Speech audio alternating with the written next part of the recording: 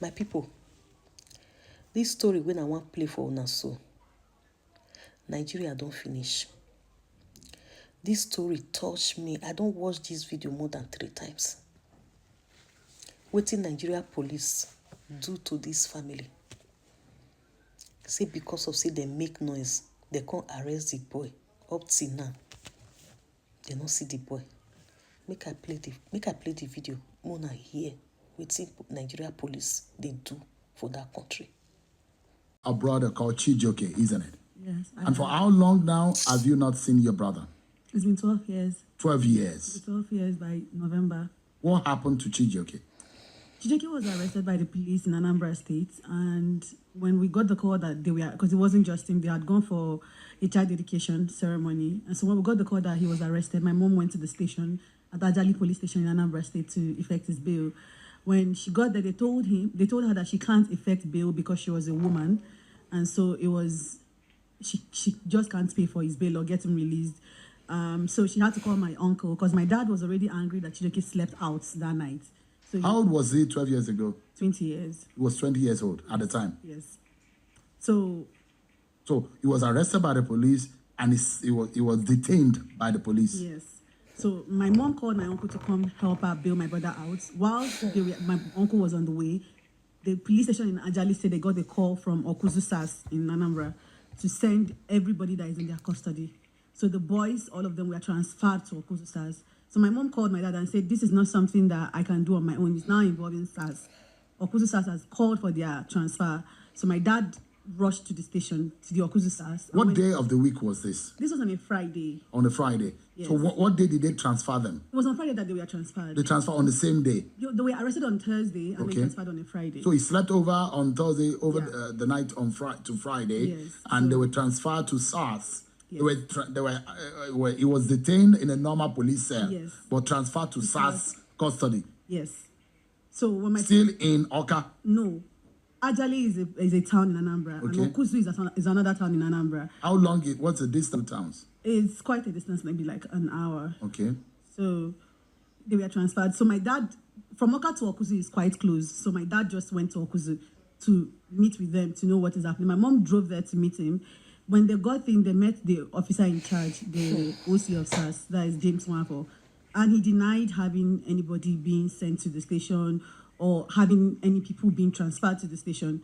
So he told my parents that they can go, but they can come any other time and see if the boy was there. But like at this moment that the boys were not there, my mom assured him that she was told by the police in Ajali that they're transferring these boys to your station. And so she was quite sure. How many were there? There were 4 boys that were arrested. That were arrested. So, for what offense was your brother arrested for? So the Ajali police station told my mom that they were arrested for making noise. They had been playing loud music in a compound where they were doing the child dedication. So somebody had reported the noise of the young boys and they were arrested. That was the answer we got from Ajali police station.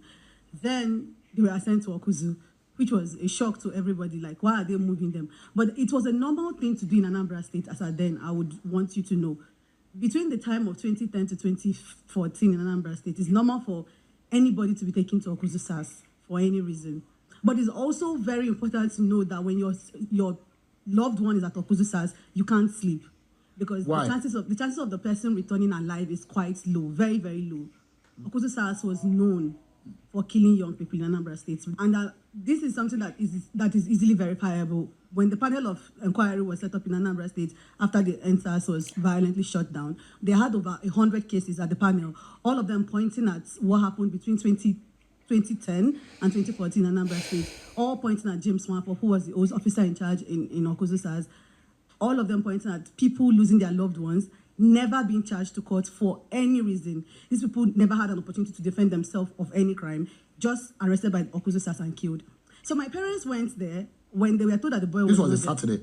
Yeah. No, this was on a Friday. Oh, see, that Friday? That Friday. Great. So my parents went there and they told that the boy was not transferred. As they were leaving the station, my mom saw the boys being led in. And so she raised the alarm and said, this is the boy I'm looking for. This is actually the boy we are looking for. This is him. So they saw him? Yeah, they saw him and they were in cuffs. They were in cuffs. So my mom started shouting at him, Chijioke, what did you do? Why are you here? What did you know? And James Nwafo came out of the station and said that they should throw them out. Like they should throw my parents out. Who is this James Nwafo? He was the officer in charge then. In Okuzu SAS? Yes. He has now retired. So when my parents were thrown out, they came home and everybody was like, you can't sleep. You have to go back because if you waste any time, this boy might die. Right? So they went back on Saturday. They were not even allowed into the station. The police collected money from them and said, we are going to feed the boy. How much was it? A couple of thousands. They were always taking money from them to feed the boy. I was a teenager then. I was not even involved in all of this because they were... So Chijioke was your older brother? Yes, he's my elder brother. So they So were you shooting... probably immediate brother? Yes, he was my immediate elder brother. So they were shooting all of us from it, right? Trying to be adults about this. So they went on Saturday. They were not allowed in. My mom cooked on Sunday, took it to the station, gave them. And then on Monday, my parents went back and then said they want to see the OC. Since you're not allowing us to see the boy, at least let's see the OC and know the next course of action. And then they got in, they met with James Nwankwo and tells him, please, sir, we've been trying to see this boy since he was brought here, but we've not been able to. So we want to know what is the next course of action. My parents are willing to pay money if that was what was necessary, right?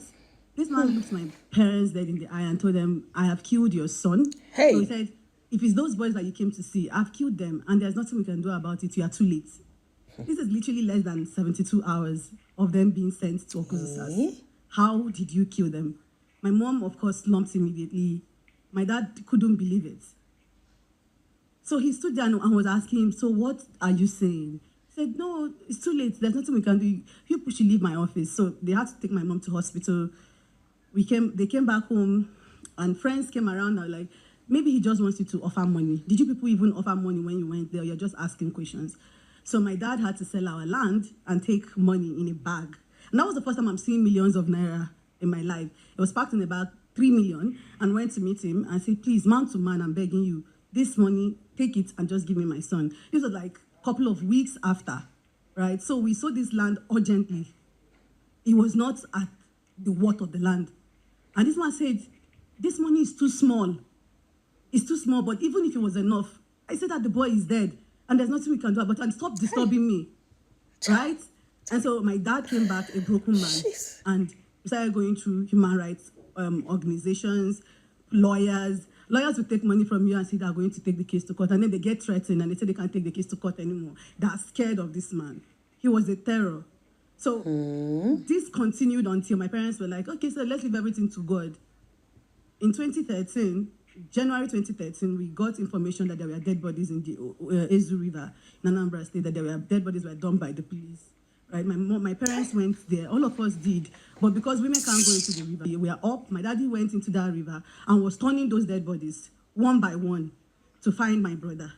And he was not part of them. So we all had hope that he's alive and maybe this man is just lying. But it continued. Year in, year out, we kept on trying to get him, trying all our best, reaching out to everybody that we know, all the contacts that they had then. Nothing came out of it up until now. And that was why when I finished school and I came to Abuja for my NYSC, in 2019, I started to speak out about it. Because for a long time, everybody in Anambra told us, you can't talk about this. You can't say it publicly. He will track you to your house. He will kill you. But then I was no longer in Anambra. I was far from him, and I felt safe enough to speak out about it. So in 2019, I made the tweet about it. And then I saw him on Twitter as James Nwankwo. So I quoted his tweet, and I called him out. I said, you are not good enough, a police officer, to be asking people to join the police force. So I detailed what had happened to my brother and everything, and he replied. Funny enough, he replied. They said, oh, those boys were arrested for armed robbery, and that there was exchange of fire, and my brother died. How is there exchange of fire when my parents saw him alive in your custody?